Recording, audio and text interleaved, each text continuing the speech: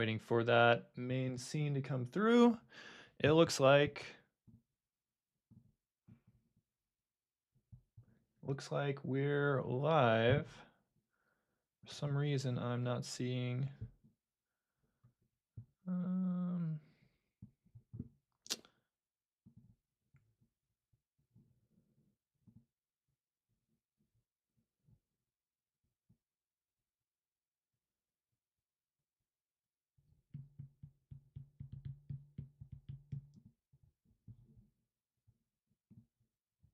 All right. I don't know. I was just having a weird video. Welcome to the Moonlit live stream. Today is Tuesday, November 25th, 2025. This is episode 2 of the Moonlit live stream, streaming Monday through Friday, 9 p.m. Mountain Standard Time. Thank you for joining the stream. And if you're watching this after the fact, thank you for joining as well. So first thing we're going to do is we're going to do our Patreon shout out. It looks like we've got Starvin Marvin. Thank you, Starvin Marvin, for supporting me on Patreon. So we're going to continue the show tonight with Jesus Payun. I think his name is Gonzo from Breaking Bad. He had some incredible Bigfoot encounters, and he just keeps sharing interesting, strange stories about his life, which is super fascinating to listen to. We're going to continue that tonight. Yeah, thank you for joining the stream. Support me on Patreon, like and subscribe. Share this out if you find this interesting, and this is super fun for me to do. Go to the Moonlit shop, get yourself an I'm Real hoodie, really cool. Links all in the description, and check out my website, the Moonlit Archive. That's why I'm live streaming, because everything that I react to on this channel, I'm going to put into my Moonlit Archive. So that's the Moonlit Archive website.com. You can check the link down in the description. So we're going to go to the reaction cam and get right into reactions. Okay. So this is A Flash of Beauty, the YouTube channel. Jesus Payun. Hello. Red eyes and green skin. I've seen multiple versions of grays in different, I don't know what you want to call them, but yeah, I saw one time, you know, the Easter Island Moa, right? I remember, at least I remember, being in the middle of like 6 of them around me, and they were just ridiculously huge. I mean, they're as big as those statues, and there's a reason why they made them that size. But these guys, it didn't look like they were stone or nothing. They were brown. They looked ancient. They had huge earlobes. They looked like leather, old leather. I think he's talking about, correct me if I'm wrong, but I think he's talking about people that he's seeing on one of these ships. And it's interesting because a lot of people report very tall, very large beings. And he's saying that the Easter Island statues, they're not just exaggerating humans, but they're actually mimicking the size of their gods, their people. And he says that they were their size. And a lot of people kind of report that. And when they talked, it was like a real guttural, something like that. And the odd thing was I could understand what they were saying. And they were having me do physical stuff like being able to do push-ups and roll over. They weren't treating me like a dog, but they were trying to see if I could do certain things physically. And one of them said, because I was overweight and whatnot, one of them said, I can't believe he's able to do these things still being the way he is. And I was like, hey, that's not cool, you know? What the heck, man? But so if you're just joining the stream, it looks like somebody just jumped on. This is Jesus Payun, his strange Bigfoot and alien encounters. Yeah, it's like I was visited by like multiple different groups. Yeah, there are. For whatever reason, they were really interested in me, you know? And it was not till later in my life that I find out my background genetically and realize what my blood type, you know, how it makes a difference to I think a it lot does. of experiencers on yeah, that go through this. They happen to be, this type of blood. So it's very, very, very curious, and I can't help it. I can't stop it, and people don't understand that. They think I'm out going and looking for stuff. I'm like, I just went camping. I just went camping. I just saw a werewolf, an alien, and a Bigfoot, and so yeah, I got so much footage of UFOs, and it's ridiculous all the stuff I have. Somebody reach out to this man. He says he's got so much footage of UFOs. And if you're just jumping on, I believe some of what this guy is saying. I think when you have weird experiences, you can tend to conflate other experiences, and things just kind of get weirder and weirder and weirder. So I think what he's saying a lot is the source of what he's saying is true. So I'm giving him the benefit of the doubt. So, but he's saying he's got a lot of video footage. He's got a lot of video footage. I want to see it. Have I experienced these visitations during an emotional or spiritual state? I could say that I wouldn't call it spiritual state, but I'd say a lot of times it was emotional times in my life. When a lot of bad things have happened, I've gone through some really horrible stuff. That's when they've showed up. Now, seeing them and like them flying around and whatnot, that's like that happens a lot, whether I'm in a good mood, bad mood, or anything. I'll say that one time a visitation caused me to become spiritual. I didn't know why they were bugging me, bothering me, wasting their time with me. And like they were really messing with me. I had just moved to El Paso, Texas. And yeah, they were showing up in my room every night. And they were looking in my windows. I'd go, had that heebie-jeebie feeling, and I'd open their blinds, and there's a big black eye looking back at me.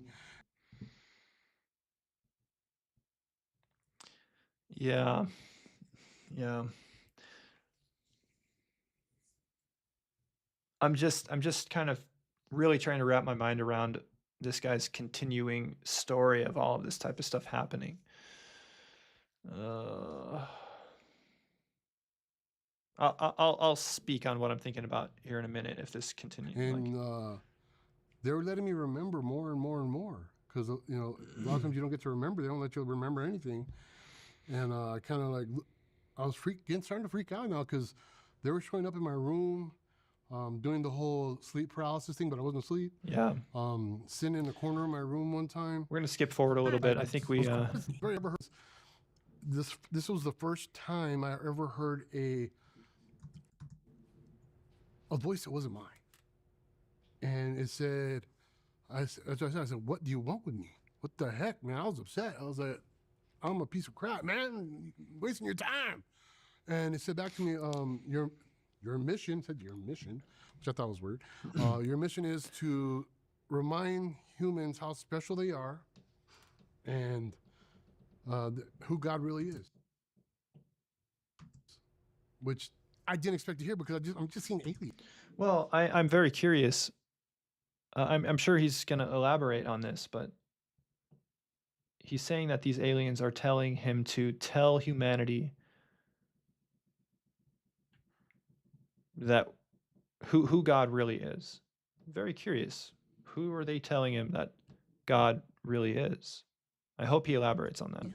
Wait, what the heck does that have to do? And how am I supposed to tell everybody? It was 1999.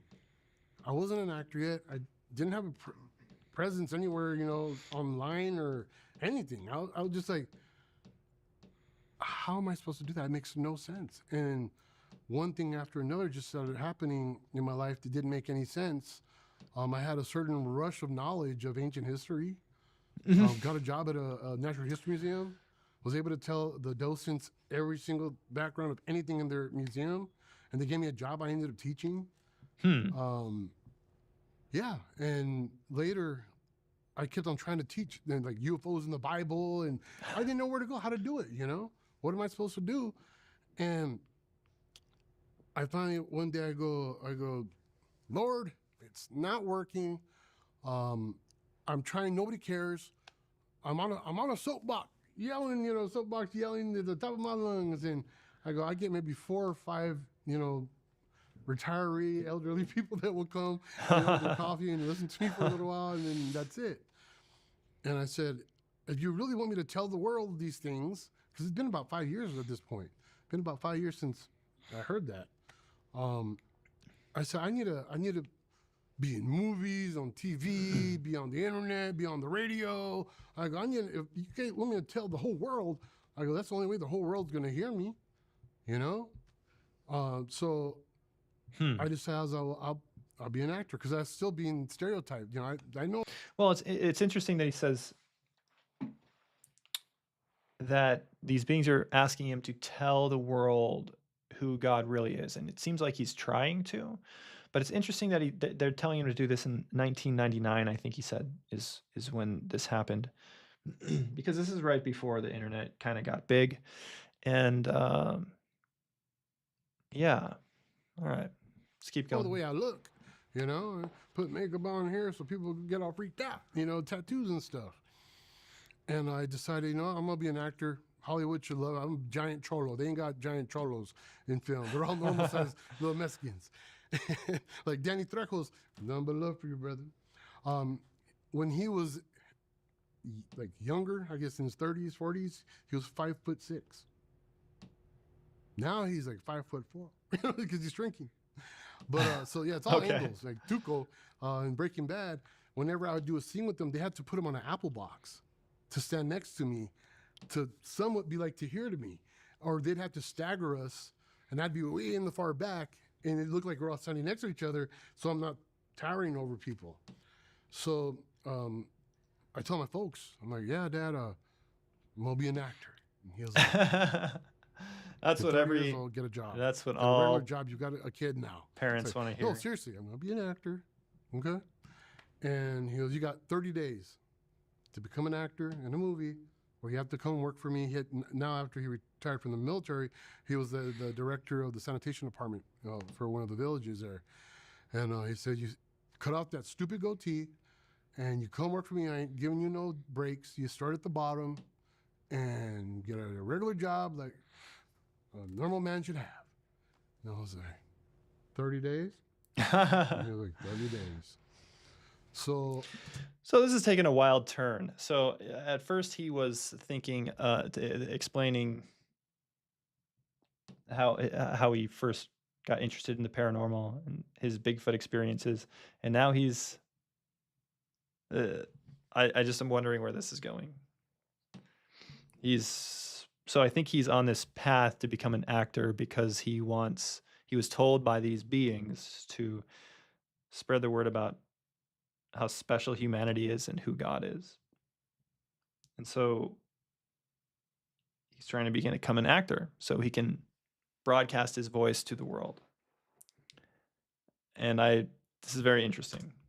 On the 20th day, I got a movie, but as an extra at first, but I told my dad, oh yeah, it's speaking role, and I show up. This is really relevant to the whole story. Trust me.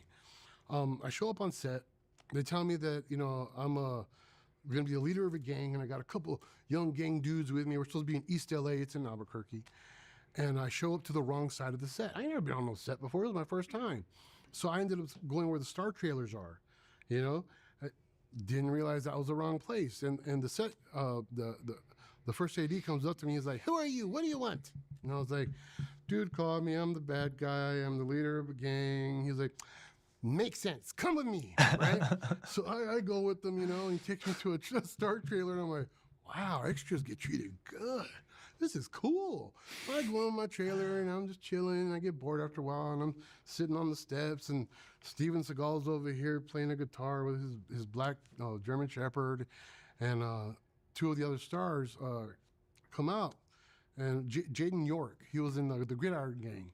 Him and his friend walk up to me and they're like, hey, what's up, bro? And he's like, what part are you playing? I was a leader of a gang. They're like, makes sense. And I was like, And they're like, hey, man, can you rap? I was like, I can beatbox. They're like, let's go to my trailer. We're going to, go freestyle. And I was like, cool, man, So we're in this trailer now. I'm beatboxing. They're freestyling. And you hear whack, whack, whack, whack on the door. and he opens the door, and it's the first AD, and he's like, "You come here." And I was like, "Yeah, what's up, man?" And he was like, "You lied to me. You are not Danny Trejo." I was like, "I never said I was Danny Trejo. I just said I was a leader of a gang. Dude called me on the phone." And he was like, "Come with me." And he takes me to the right part of the set where Okay. This is really entertaining. I'm not gonna lie. This is entertaining following this guy, but like he's going he's going on this long side journey. I think to explain, I'm hoping to explain the aliens. Let's go. now Steven Seagal had went over there. He's over there now kicking the crap out of some dude in the square in the place, and it looks like he's beating up little kids. 'cause Square they're in the normal sized place. Mexicans. He's 6'5", and I see this this dude and the little old lady, and they keep on saying, "Where's our Jesus? We need our Jesus." And I'm like, "No, they're not talking about me. I'll just stay quiet, and do with all the other extras here." And he said it 3 more times. So finally I was like, "Oh, what the heck?" So I walk up to him and I go, "Hey, I'm your Jesus." Like, "You're our Jesus?" I was like, "Yep." "Can you fight?" I was like, "Got jumped last night." I wasn't lying. I got jumped last night at a party. "See any marks?" This guy By is too 3 much. dudes. Oh my gosh. And the guy goes, "We didn't mean for real." "Can you pretend?" I was like, "Oh, yeah, I'm sure I could pretend." So he pretends to hit me in the stomach. I'm like, "Oh," and they're like, "Oh, okay, we can work with that." So they bring over Steven, and because they didn't say they're bringing over Steven, they said the producer's going to try you out. So it's him. He comes over and he's like, "Hey," and I was like, "Hey," she's like, "That's our Jesus." And he goes, "All right, come with me." And we started walking. He's like, "So, you've been trained in improv?" I was like, "I'm doing it right now." This guy. And he goes, "Good answer." Right? I'm like, I'm just gonna so chill for he a tries bit. me out. He And says, "You're playing a..." yeah, I'm just gonna chill for a bit while this guy tells his story because this is pretty entertaining. Um, but I am hoping that this comes back around. a bouncer at a club and you're not going to let me in.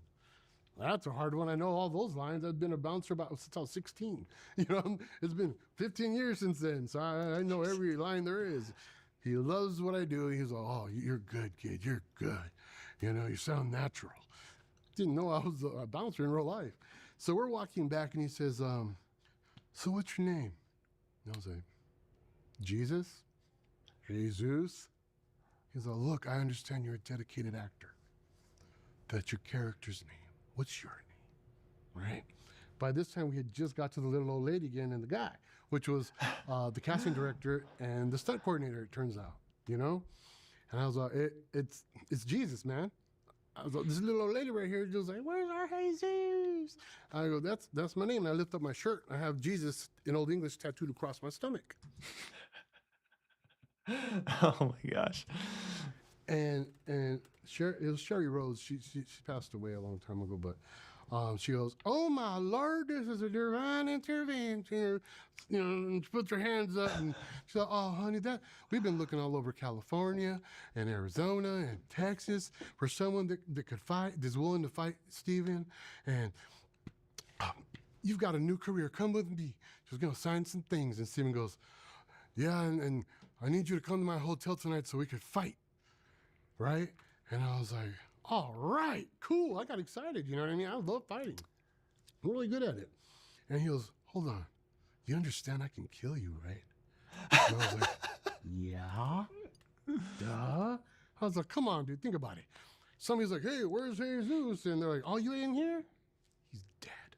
Steven Seagal killed him." I was like, "Tell me that's not a cool way to go, bro." He was like, "I like you, Carnal. See you at my hotel." And that's in 28 days from me saying, "Hey, this ain't working. I need to be put in all kinds of stuff." Okay, so he just had a really long roundabout way of saying how like God this kind of just blew my mind a little bit. So he was visited by these aliens, these tall beings, and they want him to tell the world. This is in 1999. They want him to tell the world how special humanity is and who God really is. And so, what an encounter. Okay. Now he is explaining about how his dad gave him 30 days to be an actor because this was like, he wasn't really on the internet. And this was a really long roundabout way of him explaining how he became an actor to be able to fulfill his mission. So, okay, pretty entertaining. Let's see where this goes. And Sherry Rhodes was the one that was the casting director for Close Encounters of the Third Kind, where it actually happened, where I was living on Holloman Air Force Base, White Sands Missile Range. I mean, it was just one thing after another that just was ridiculous coincidences, and it just got worse and worse and worse to where we're leading up to right now. You know? I don't think they're coincidences now, but yeah, it was just like after the 15,000th one, it's like, okay, I get it. Thank you. Thank you. I've written a book, Baking Bad, about how I lost 200 pounds, and eating keto, and so I really haven't written a bunch of stuff. This guy is too much. Because I am stuck on how do I separate all the things? This is just Bigfoot stuff, just alien stuff, or the Hollywood stuff, or do I just throw it all together and make a really fat book? Or I don't know where to go with it. It's because he's not, whoever it is that wants me to do this, which I'm hoping is God. Didn't give me directions. I'm really hoping it's God too, and I just want to know what the message is. So who are they telling him that God really is? I think I must have missed that part. We're going to pause this here and we're just going to read. We'll finish this. Maybe at a different time, but we're going to read some ghost stories. So these are from your ghost story. Let's see here. I'll skip to the main cam. Let's do the reaction scene. Looks like we have a couple of viewers jumping on.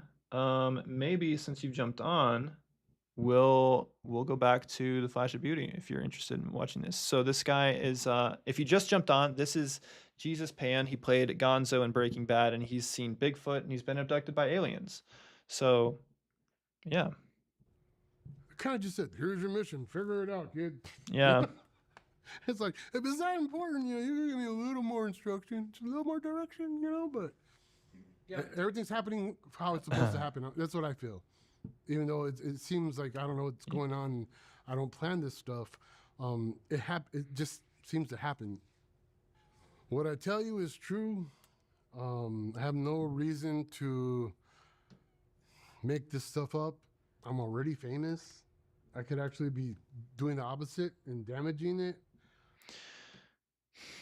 Yeah, I think I agree with that. My fame, which I don't care about, I'm just living and sharing what I've experienced, and I hope I'm doing the right thing and doing what they've asked to let you know how many people in the world are very important, regardless of what country we're from or any color or any of that stuff.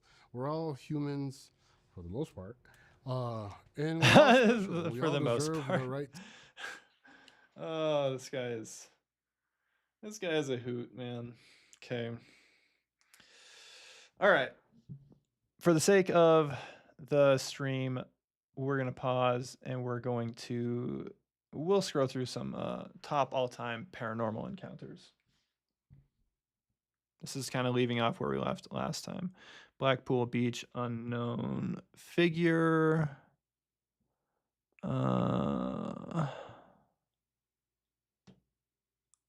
That is pretty weird. I don't know. I think this was like a fad sometime to do these kind of photos. But I don't know. It'll probably get it a case file. I really just don't know what to think about these types of photos. This could just be like people trying to get attention. This woman between the legs right here. But there's a part of me that thinks like maybe some of these types of photos are real. I remember like the classic photos, like the spaceman and like the one dude falling out of the ceiling. Yeah. Oh, I did a video on this one, filmed 15 years ago, the sewer monster. This one, I am pretty sure. Is there audio? Yeah. They put like a robot down there with a camera on it, and this thing popped out. So that's a great one, but I think this was like one of my first videos. I think I debunked this video. I think this was filmed on like April 1st. It's like April Fool's Day. Yeah,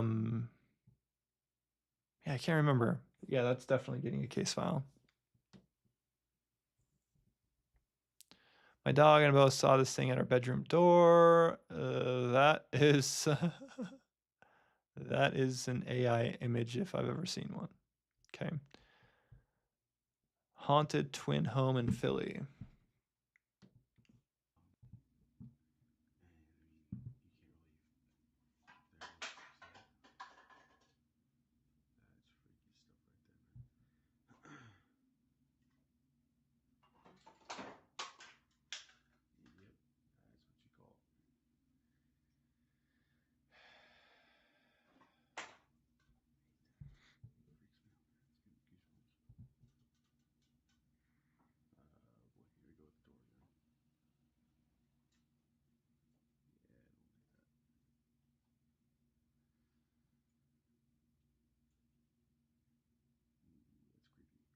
Hmm.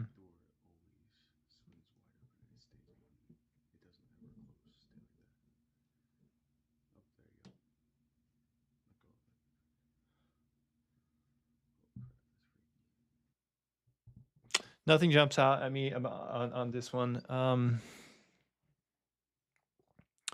This could be either way. This could be genuine, or they could be staging it. And I don't see like any, unless you really dive deep into this and find this person. I don't see a way to distinguish whether or not that this is a real ghost, whether or not that they staged it, or whether or not it's just the wind or something like that.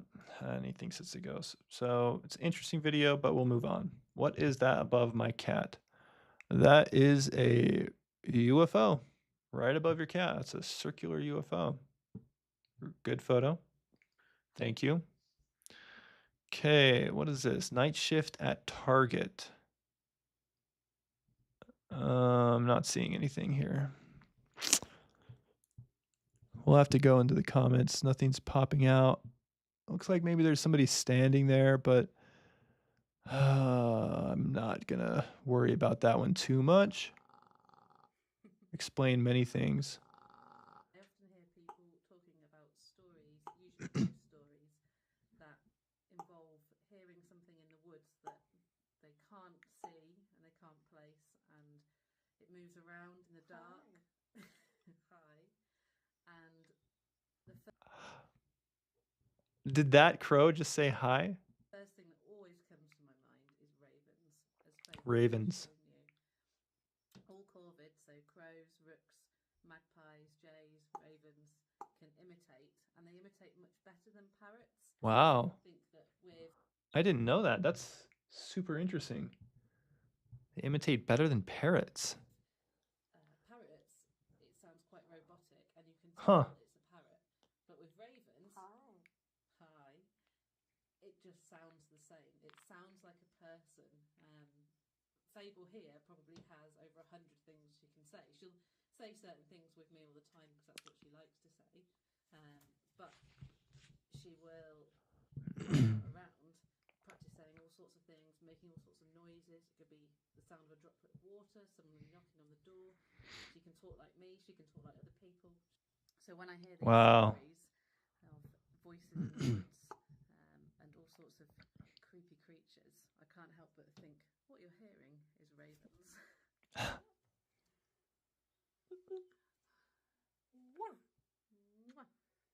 You'll even hear then, if you rewind, that she made the sound of breath before she did her moi. Wow. Wow, that's incredible. That's I didn't know. I know parrots. I didn't know ravens were that good. That's man. People have been sleeping on ravens. Whoa, that's kind of wild. So everybody hearing these creeping things, like thinking they're hearing Bigfoot in the woods, it's just a raven, like playing messing with people. Wow, that's something else. Unknown woman in the back. I think we saw this one. Okay, whatever. I don't know if that's an unknown woman in the back or not. Noticed an apparition exploring a derelict house in Scotland. That looks totally made up to I me. really don't think I'm ever gonna be able to see this shit. Listen to it. Listen to that pounding. Jesus. I mean, this is my whole closet right here. It's my kitchen. And here we go with this shit again. I'm just gonna wait and see how long it goes on. It's never not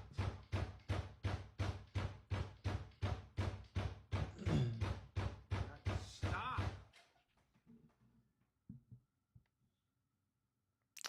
Okay. Interesting. Okay. Works. Okay, so it seems to be wanting to happen now more in the afternoon, but just to prove there's nothing there. Jesus Christ.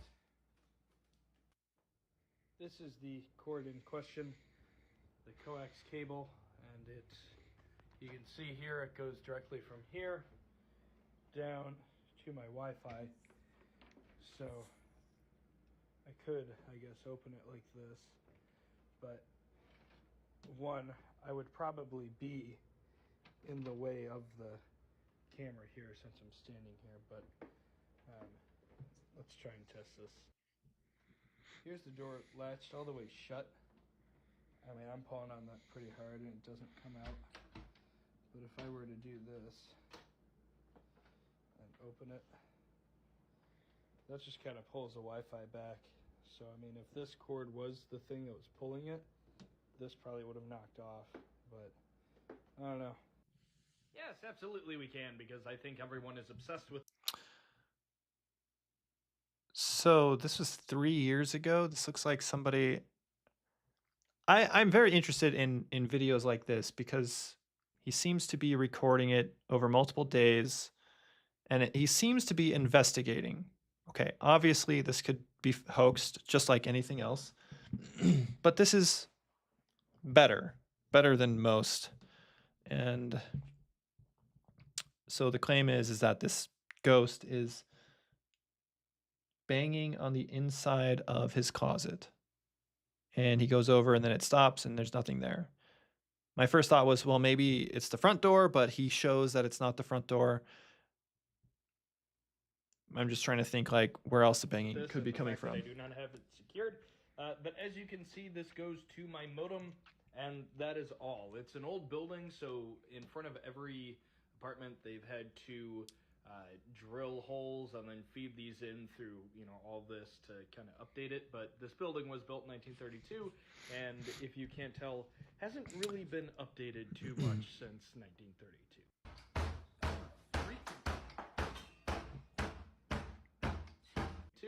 And if you can't tell, hasn't really been updated too much since 1932.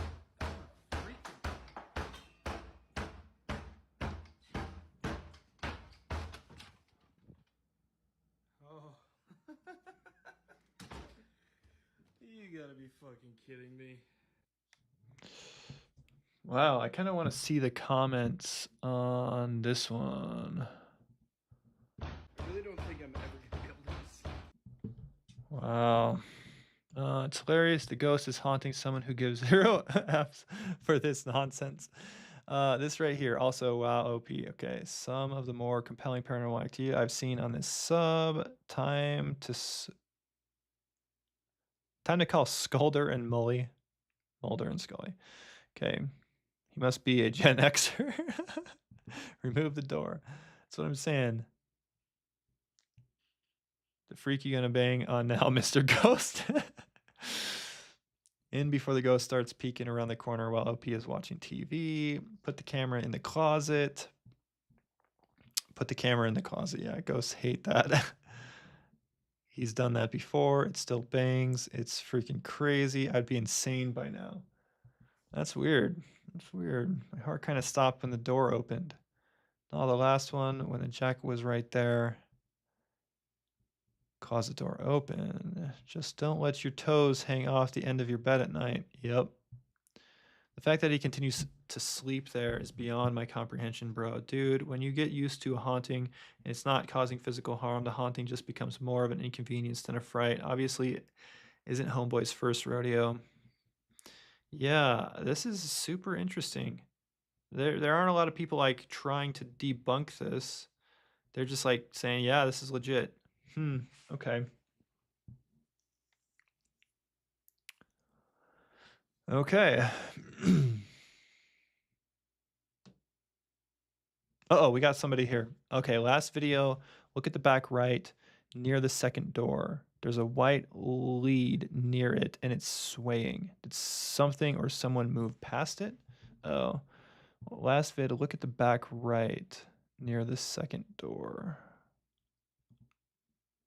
This building was built in 1902.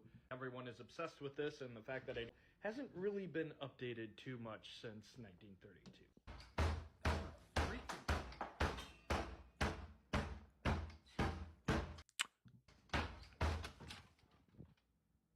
Oh. You gotta be fucking kidding me. Wow. That's wild. That is a very strange one. Okay, I'm putting that one in the archive for sure. Oh, yeah, okay. Let's go to the next one. Sleeping cams. Ghost on camera. Yeah, I'm not gonna watch that one. What is this? Seems to be like your standard UFO photo. I don't know what that is. Could be a UFO, could be Photoshop. Okay. My cat visited me. Why does this one keep popping up?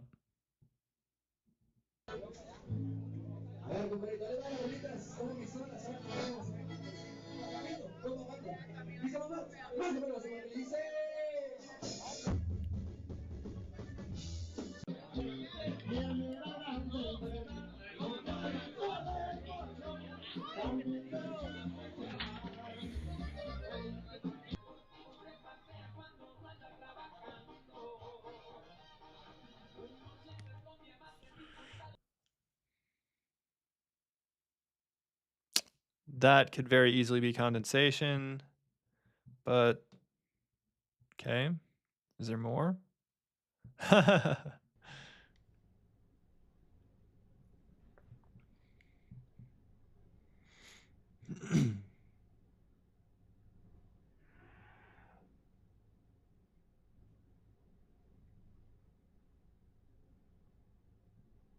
Weird breath in the camera. Come on. Chairs move, please.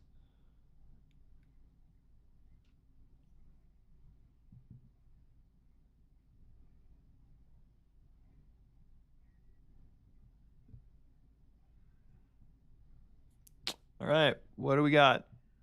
What do we got here?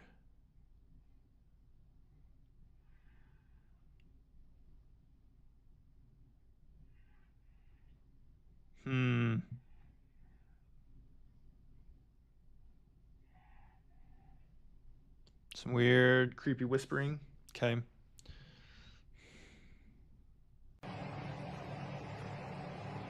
In a mall at night. What?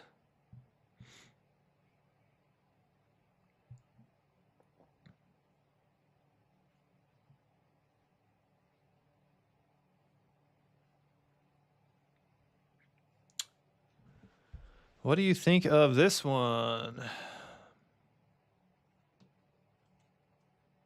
What the heck? Some ghosts are just having fun on this. What is that, a dog?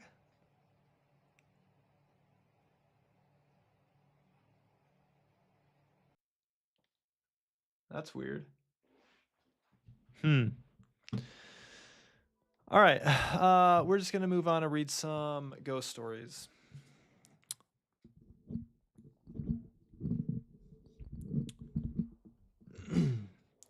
We'll switch to the main scene for this.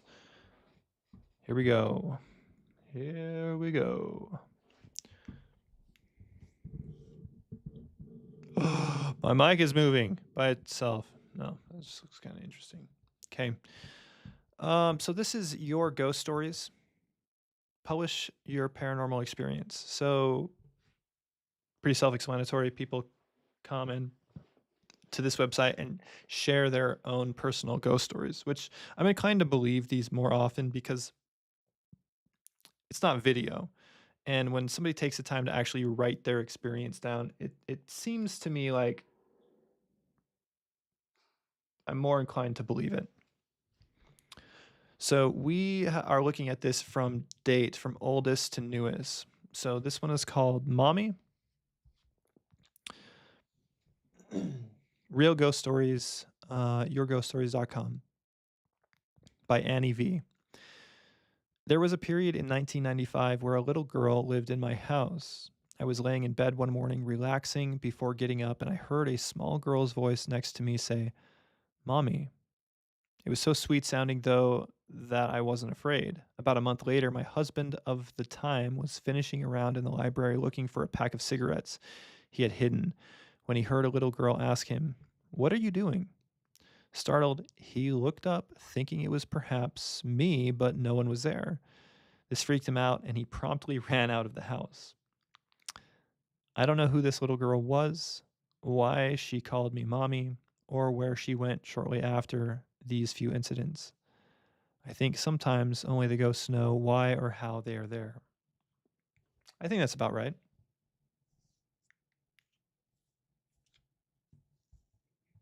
Interesting. We'll go on to the next one.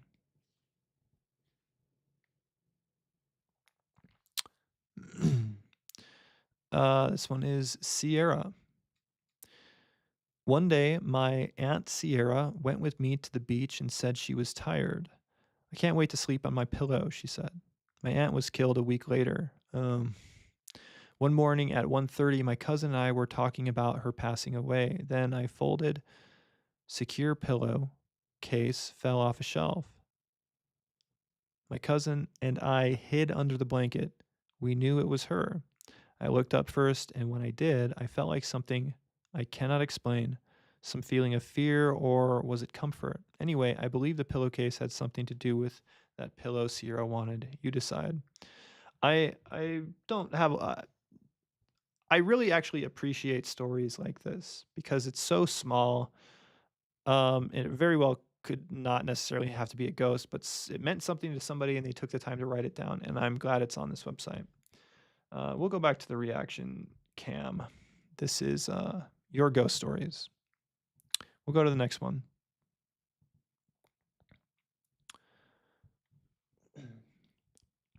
Driving Down the Road by Lindsay. Happened in 2006. One day I was driving down the road late at night around 11 p.m. and my car just shut off. I couldn't see anything because my headlights were off and my flashlight was missing. So I was on a dirt road and decided to see if there was help nearby. I heard footsteps and I turned around, but no one was there. I found my flashlight on the road and I turned it on, and the light was pointing at a tree, and I saw the words, "Heaven is close." Then I started to panic, and I guess I passed out or something. It's kind of strange. And I ended up in my car again, and it was turned on. I looked at the clock and it was 2:30 a.m. I was scared out of my wits and drived back to my house in a hurry. I wonder what happened that night. Can any of you help me understand this experience? That's a very strange one. That's a very strange one. Car just shut off. I couldn't see anything because my headlights were off and my flashlight was missing, so I was on a dirt road and decided to see if there was help nearby. Footsteps, and I turned around, but no one was there. Found my flashlight on the road. This is very vague. Very, very vague. I don't really understand what's going on here, but if we were to go with the traditional kind of abduction scene, this sounds like alien craft interfered with the car's engine, and this person lost the memory of it. The car was off and dead. They got out of the car in a fugue state and were abducted, and then they were put back on the road. And I found his flashlight on the road. I have no idea where he saw the words "heaven is close." Then I started to panic, I guess. And I don't know. He could have been abducted by aliens, or he could have just been like blackout drunk, and it's a miracle he got home alive. We'll move on to the next one. All right, this is by Amber Lestrega from 2006 in Iowa. Non-human entities, titled "The Things We Couldn't See."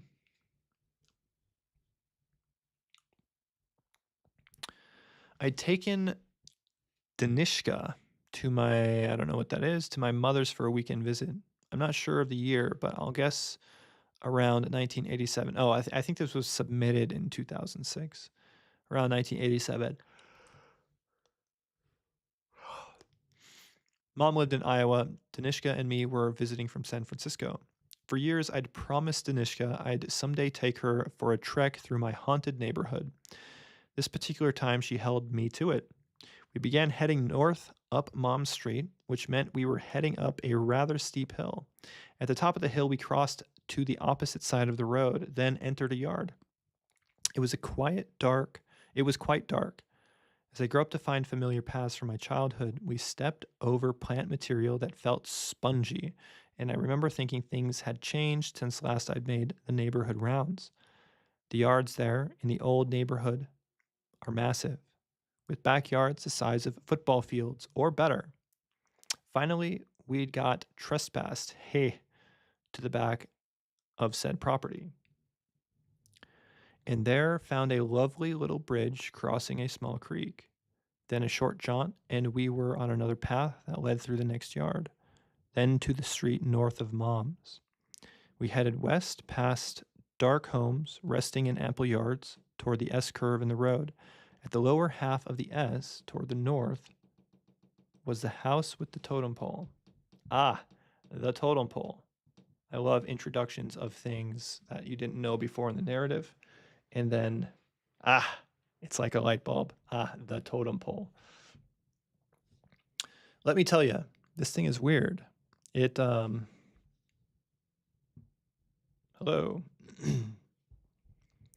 It doesn't stand upright, but is instead curved like a huge donut sunk half into the ground. It felt cold like ceramic or plaster, but I now guess its composition to be of fiberglass. Weird. It was decorated. I use the term loosely with an array of oddities. A huge ear, about a meter in length, the face of a king off a deck of cards, unsure which suit, a large brain, perhaps 5 times human brain size. Mushrooms, gosh, I can't remember it all. The thing looked like an acid trip realized in an incredibly weird sculpture. I'll try to get down there this summer and take photos, assuming it's still there. We stayed for just a short time. I was leery of the large dog I knew to have patrolled the property some time before, though it was creepy. We hadn't yet felt haunted. We made off for the church grounds. Once there, we lay down in the parking lot to catch a glimpse of the expanse of stars above. That parking lot, historically, was always where I would acquire, if you will, the littles. The little folk who then would always follow myself and my guest on a remainder of our explore. More stories for another time. Phew, this story's getting kind of crazy. That night, Though we thought we heard the littles tell tale whispers and giggles, something else seemed to pervade, not a sound, but a sense of darkness. No, worse. It felt malignant, vile, evil. Danishka and me sat bolt upright and instinctively began to scoot slowly so our backs were together as there we sat. The little's whispers and giggles were stifled as birds and crickets before the storm. The silence was obvious and unnerving. We moved to stand, and a growl met us. Though, let me explain. It was less a sound than a feeling. Make sense? We decided we should flee, and I decided to cut through the Robinsons, a densely wooded yard that opens to a field which leads back to Mom's street. The growl moved in front of us. Mind you, I could physically see nothing, but the presence was unmistakable. I gently touched Danishka on the shoulder, indicating the direction of our next move with a nod of my head, but I didn't stray my eyes from the spot my senses told me was occupied by the thing.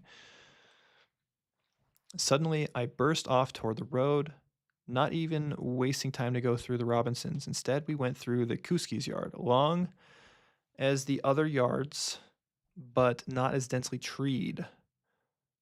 As we moved toward the back, perhaps 100 feet from the house in the side yard, the thing tried to get in front of us. So this is something, I don't know if it's a Bigfoot, a werewolf, a dog, I don't know what this is, but this something is kind of strafing them as they try to run home.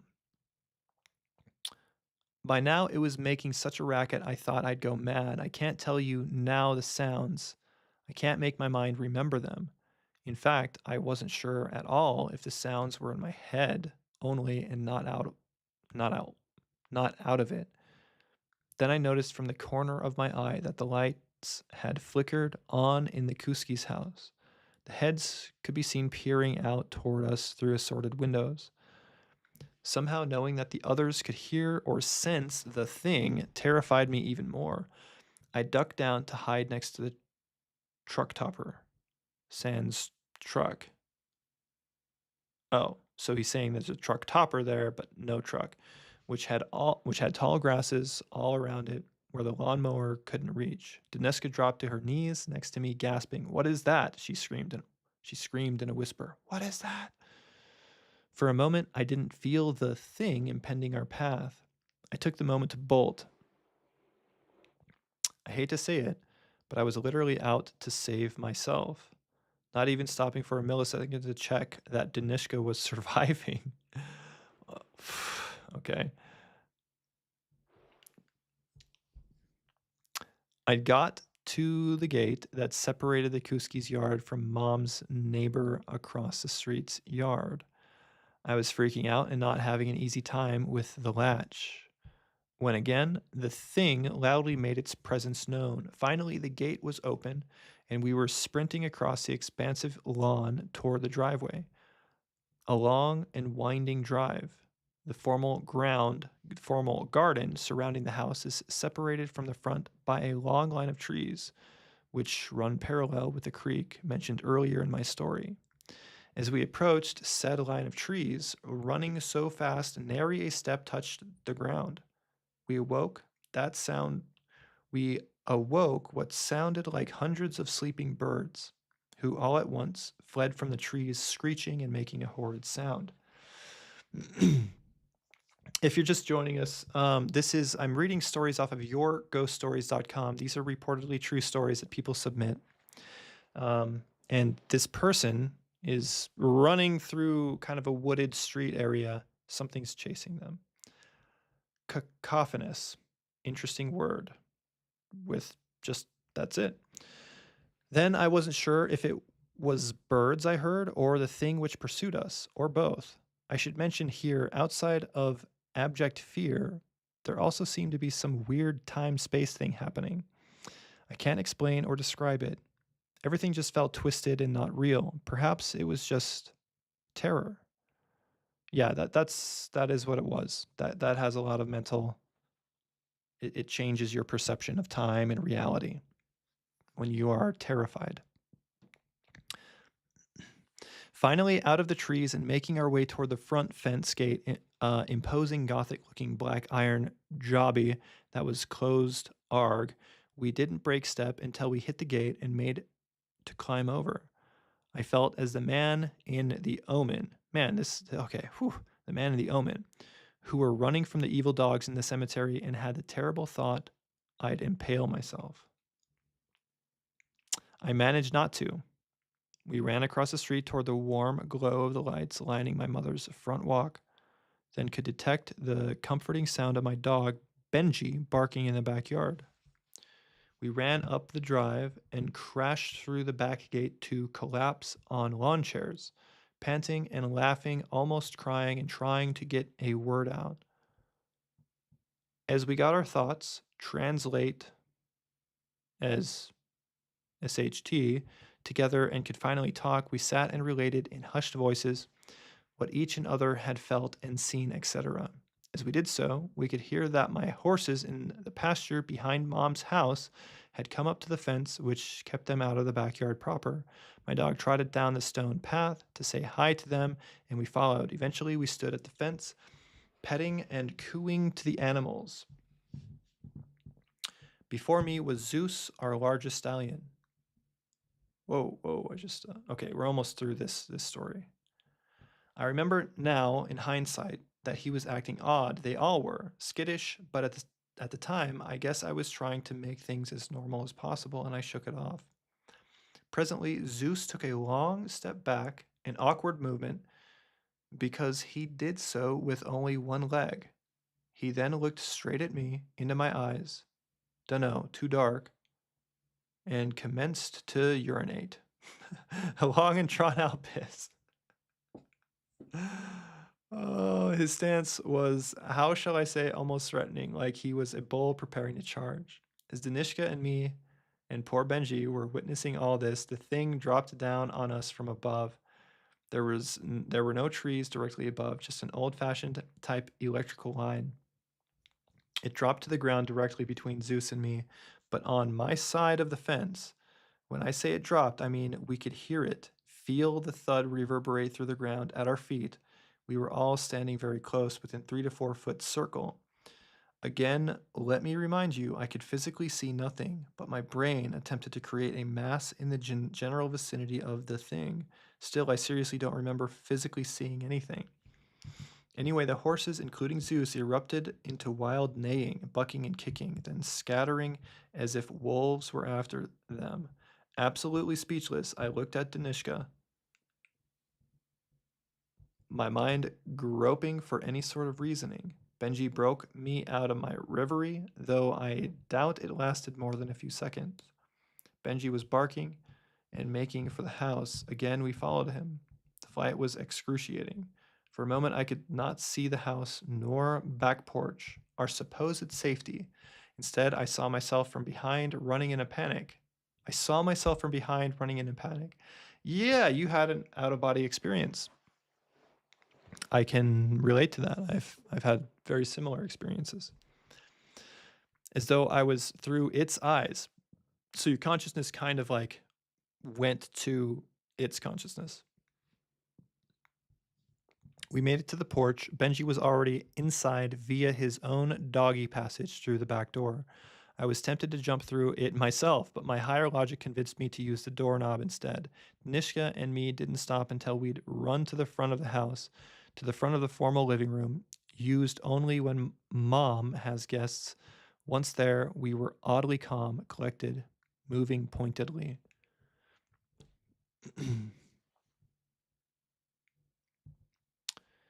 I went to the secretary in the corner and removed a pen and paper. Danishka switched on the stereo and retrieved a bottle of Merlot from the wine cabinet.